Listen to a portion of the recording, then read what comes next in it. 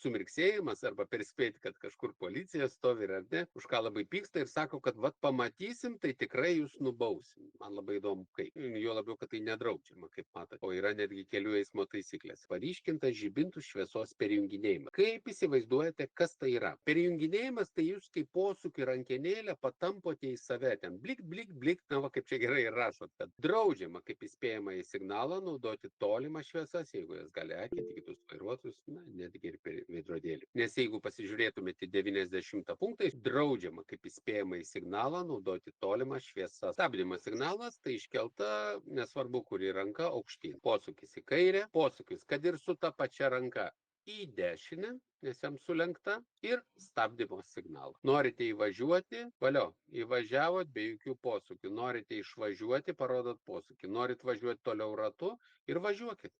Jokių posūkių nerodydami, tol, kol norėsit išvažiuoti į žiedinę sankryžą. Posūkiai rodomi išvažiuojant.